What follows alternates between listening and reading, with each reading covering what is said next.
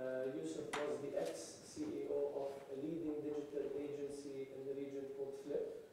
And Flip was, a few years back, acquired by Leo Burnett, which is part of the Publicis Group. This acquisition was definitely a major milestone in that industry. It set a benchmark. And then Yousef moved on to be the Chief Innovation Officer at Leo Burnett, leading the agency's digital transformation as the whole ecosystem in the advertising world is actually shifting, with the digital shift. What's interesting about this story, the Flip story, is the fact that it was definitely a successful exit, but not only that, it was Yousef who was really leading the journey into this exit and also driving the leadership team of that company into the earn-out period. And he was also working closely with the co-founders of Flip. But to a lot of us, this exit story seems like a sexy, successful exit story. But I think the purpose of today's talk is to really learn from you, or to dig deeper into the real story of the hardships, the ups and downs of what happened, and mainly to come out with some key learning lessons that we can all learn from with regards to these exits. But before we start with some of the deeper questions, I'd like to go back and to learning from you, what did Flip mean to you as an agency? It started early on, back when the whole digital space was at its infancy in the region. So why was Flip special, and what did Flip mean to you back then? Thank God, I thought you were going to make everyone sing happy birthday to me. So, no. What was really interesting is, when we started Flip, I joined Flip a year after it was started, but it was started by refugees from other big advertising agencies. We all worked in big ad agencies, and like you were saying, we could see the lack of entrepreneurship, the bloat, their inability to adapt and evolve, especially in the early 2000s when digital was really taking off and really redefining our industry.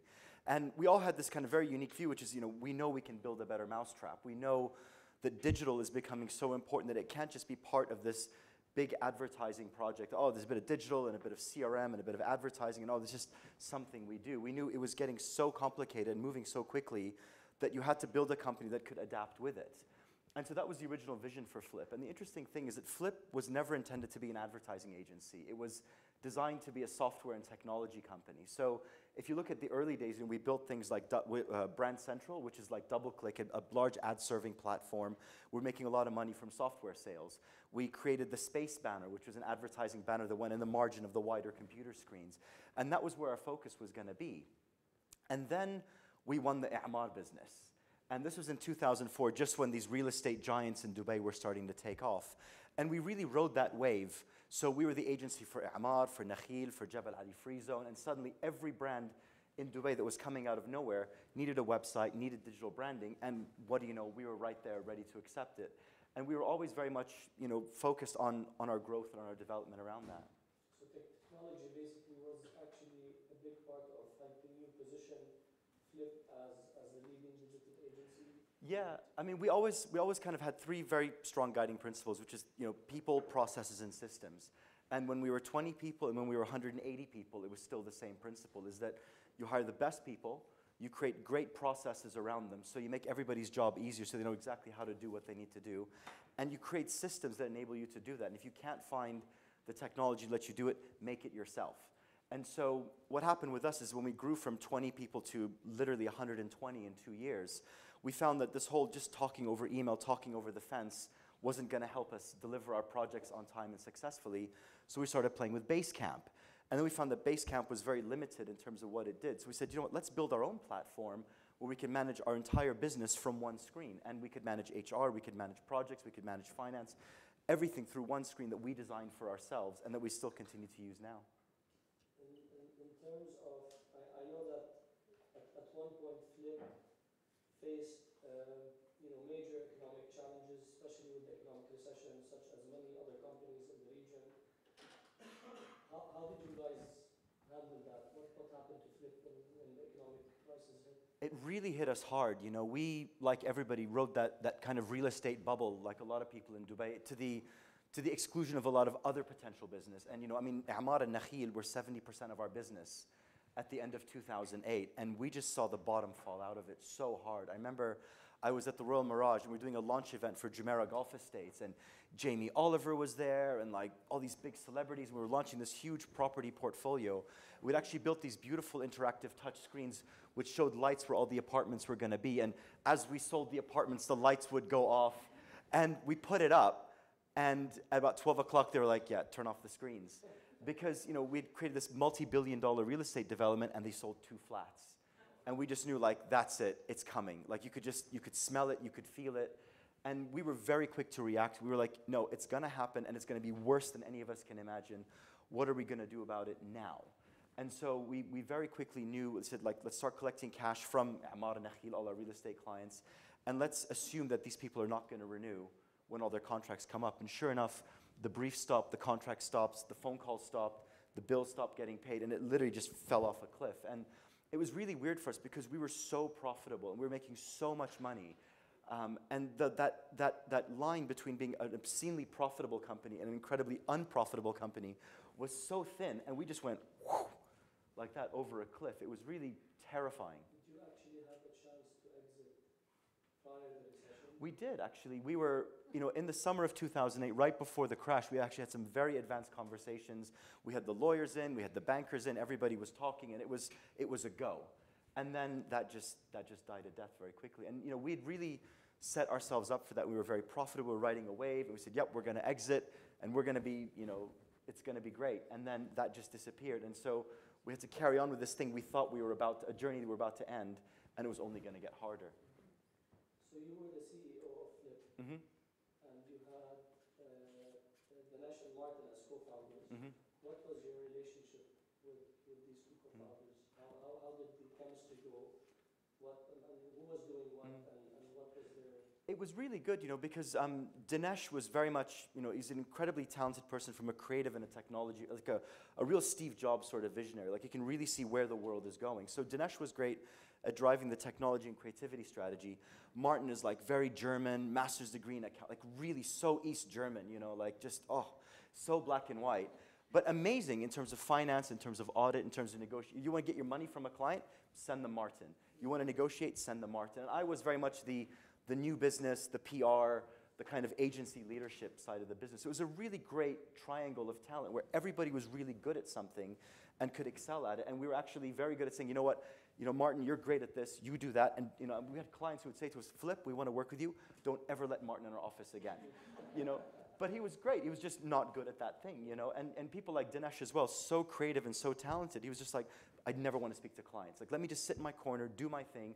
You go deal with, you do your PR, Habibi thing. I want nothing to do with that.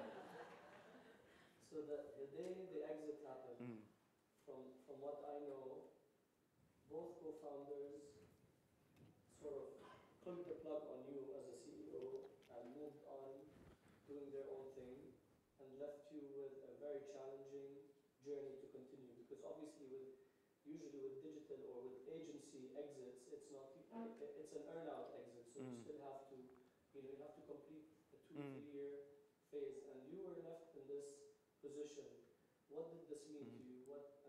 How did you deal with that? It's very challenging, and you know, it's like you were saying earlier, you know, partnerships are great when things are good, and then, you know, either you become incredibly successful or not, you know. And the challenge we had was that Martin really, after 2008 was like, after the crash, it was like, you know, I'm kind of done with this now, like, and he moved down to Cape Town, bought a nice big mansion, and started kite surfing and sending emails from the beach, you know, like, work harder, why are your revenues down, why is the AR so bad? Which is terribly inspiring for the guy who's having to do the work. But Dinesh stayed very involved really until the sale, and then he exited as well. And it was really challenging because you literally had, you know, a table with 3 legs, and you pulled 2 legs out from under the table, and suddenly I'm having to drive the creative strategy, the business strategy, the finance, the accounts, and be the PR and be the sales, while Martin is sitting on the beach sending me emails, uploading pictures of himself kite surfing. So, yeah, it's not much fun, but it's also very challenging because as a buyer, you know, you buy this company with all this talent, and suddenly those 2 founders, are gone. And then you're like, well, how's this thing going to go forward? What was Leo Burnett's impression of the co-founders not disappearing, We phasing out so quickly? we did a good job of dressing it up as that, oh, these guys don't really matter. Like, it's Yousef, he does everything. We're just in the background. We're just behind the scenes. But I felt it. I really felt the difference. So it must have been like a tough... It was really tough because you build up this amazing thing that you put your life into for 9 years, and then you have to still pick it up and just carry it over that line. And it's incredibly challenging. It takes a huge strain on you, and I think a lot of you who own your businesses and run your own businesses know just how lonely that job can be. To the point, where my wife said to me last year, kind of in the thick of the earn out, she goes, I know you're doing what you got to do, but on January 1st, I want my husband back because I know you're killing it. This is my wife, Habibti. Because she knows you're killing yourself, you're working late, you're on those 5 a.m. flights to Riyadh, you're scared, you're nervous, and you're carrying this whole thing. But it was an incredible experience. And Leo Burnett, obviously with them acquiring Flip, what was their promise to Flip in terms of added value, and how much help did they give to Yousef Tuqan in terms of leading and growing this company further?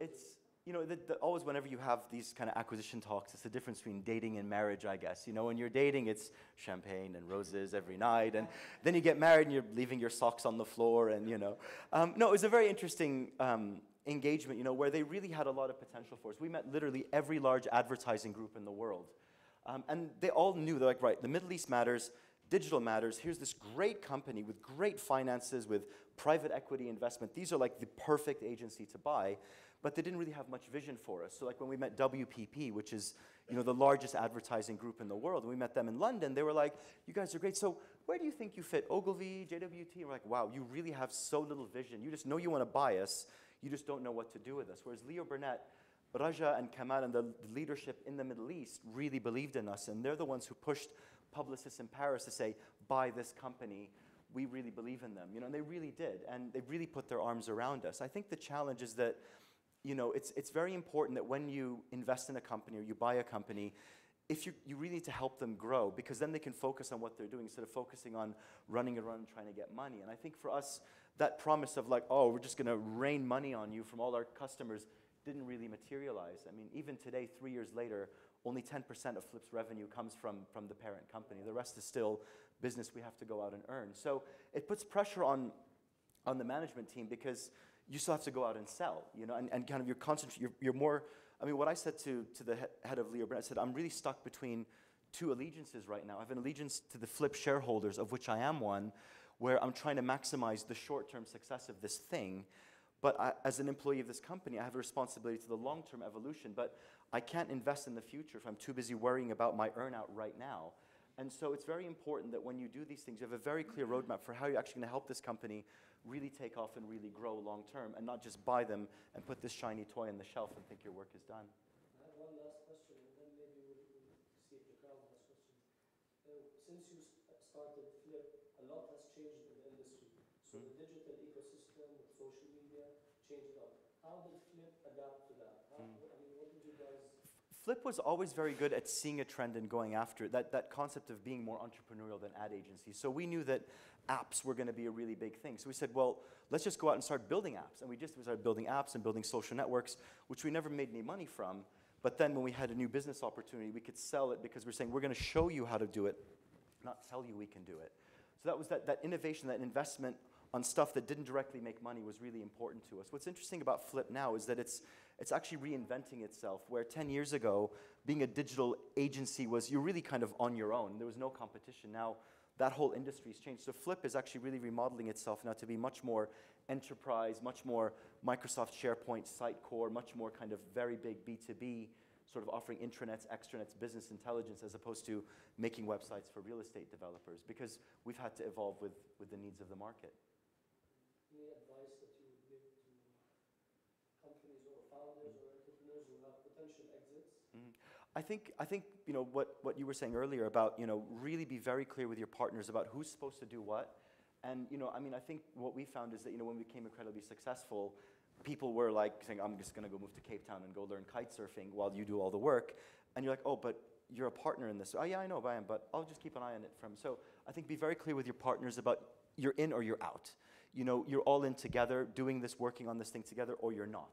And it's very important to do that. And also just in terms of, you know, really just managing that exit, managing that earnout. Like your work is not done the day you sell your company. You know, there's earnouts, there's growth, and you have to keep that real sense of responsibility to the future, because these people who work for you, these people who bought you, believe in you and bought into a vision. You've really got to see it through, you know, as painful as it might be. Great, thank you, Yousef. Maybe if anyone has questions, it would be great to engage with the crowd. Yes, sir.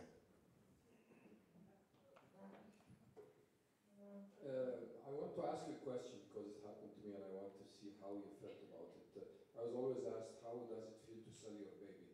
And I said, I never sold my baby. I grew it until it got married. But it's a very tough decision. Yeah. Were there any hesitations to sell, not to sell, to postpone, to get a bigger value in 3 years down the road? What pushed you to take the decision and timing? I always look for timing issues because I believe timing is always a very interesting thing. How was it in your case? That's a really good question, because what we realized was that, you know, we found that really companies kind of every 6 to 8 years, if you don't reinvent yourself or change the way you do things, you stagnate. And when we started our business, we were number one, we were all alone, and 6 to 8 years later, the agency was run by a bunch of guys who'd lived inside that agency together, and we just felt like we'd taken it as far as we could. And if we really wanted to take Flip to the next level, we needed, you know, we already had, you know, private equity investment, we were very profitable, we could have just carried on doing that, but we just felt that we had hit a ceiling as an independent agency, and that the best way to help it accelerate to the next level was to be bought by a larger organization. And we were very clear when we spoke to partners who said, what do you want? And we said, we want 3 things. We want access to knowledge, because we have been so insular for so long. We need access to brands, because you, big ad agency, have the Pepsis and the Cokes and the Unilevers. And we want access to people, because we need smart people to come into this organization and make us better going forward. So there was 3 very easy criteria we judged every offer against, and the Leo Burnett one was very attractive to us. And yeah, so we felt that by then, you know, the partners were just like, khalas, like, just get me out of here. Like, I don't want to do this anymore. And so there was a feeling that we needed to exit and find the right thing, but we wanted to find the right fit. And it took us 1.5 years to find the right partner to do it.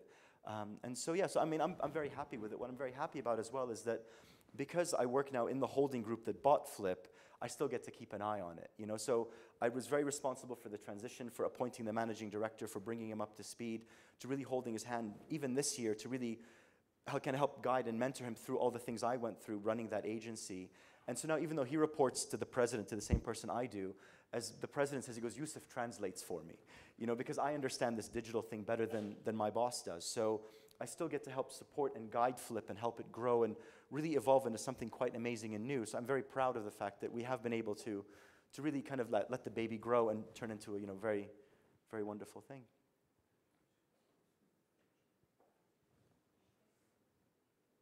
More questions? My name is Heather Hegman with Baltazar Capital from Dubai. And I have a question actually for Yousef and for Khalid. Did you have founders agreements between your other founders, the co-founders, and did you have shareholders agreements for yourselves as entrepreneurs or owners? Yeah, we did have shareholder agreements in terms of, what was interesting with us is that, you know, the company was completely owned by Martin and Dinesh at first, and then I came in and joined them, and then HSBC Private Equity came in and bought into us. And then so they kind of had a deal around the overall holding company, but then we were all given individual shareholder agreements where we had a share of the equity and a share of the profit in the company. So yeah, and it was really important because it meant that kind of the 8 people besides the founders who really were the heart and soul of the business had a bit of skin in the game, and it was a great sales tool, for want of a better word, with a potential buyer where you go, hey, you're not buying 2 founders, you're buying us and the 8 people behind us who all have shareholder agreements and have equity in this business, so they're all committed to stay through the earnout and keep it going because that's when they're going to get their money. So that was really important and really helpful in terms of keeping, you know, kind of a lot of these people motivated to stay on with the company, and also make it very attractive to let the buyers know that not everybody's going to run away the day they cash the check. Well, the founders might have had their own sort of deal. We had no founders agreement whatsoever. That was the problem. And the shareholder agreement only came in place after Naguib Sawiris came in and put one together, including the investors.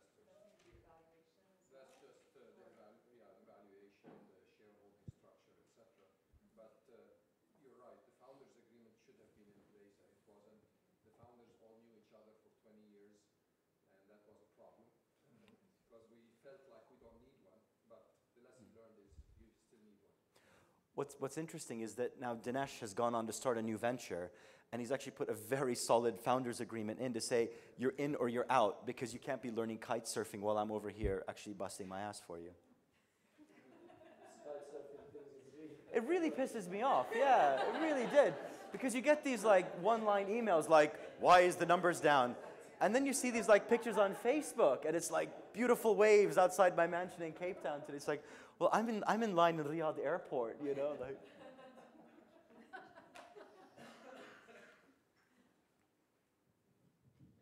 Any more questions? Okay. Okay, last two. Mansoor, Jamna Mobile Media and Technology. Actually, I have a question for both of you guys. Going through an investment track regarding whether it's exit or raising fund, and growing your business as well at the same time is a very challenging situation for CEOs, actually. How would you be able to manage growing your business and at the same time going through the investment track?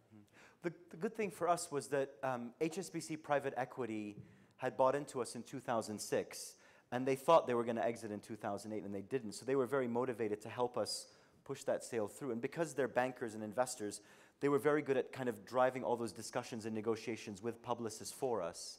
And so we had the bankers doing a lot of that for us. And we also had an M&A advisor to help us, to assist us with the sale. So we were able to still stay very focused on our business, and this thing was kind of happening on the side. One more. Yes. I'll hand it. Hi, this is Owen from GR.com. So how are you transitioning? How's your transition going from being an entrepreneurial role to big corp? We were just joking about what does your title mean? Chief Innovation Officer. So how's that going for you? That's a very good question, actually, because we started Flip to get away from the big fat advertising agencies, and oh, here I am again in one. It's been a real change. I mean, at first it was a very welcome change to go away from the stress of running your own business and the fighting. It was always fighting for something, to kind of sitting in a big office in an executive suite, being quite relaxed and everything. It's taking time to adjust to that, and because you come from this very startup mentality, we're like, oh, can't we just get on with this? And running your own business for 9 years, you're like, I don't like that. I'm just going to fix it, or I'm just going to throw it away and do it again. And it's very difficult when you have an executive role where you have to change things and change consensus. I mean, I've been very lucky in that I've got a senior management team that genuinely believe that the agency has to evolve. And they are listening to me and taking that through. But it has been a very different transition. I say quite often, I feel like a house cat. I've kind of gone from like being out in the alley fighting with all the other cats, and now like sitting in the house like eating my cream. And it's right, kind of after 6 months of being like, oh, thank God, like this is so relaxing. Now it's like, okay, we've really got to get things going again. And I'm finding it frustrating a bit working in the big machine to try to change that. So I'm trying to create my own little bit of entrepreneurship inside the agency. And we've set up Holler, which is our social and mobile agency, and that's my little center of excellence, my little entrepreneurial engine that we can use to start to run and spin out to the rest of the agency. So yeah, it's not been as, it's challenging in a way because you think it's going to be a lot more fun, but it's not, because you kind of miss actually getting on with it and doing your thing. Okay, thanks very much. Thank you to Yousef and Ramzi. Thank you.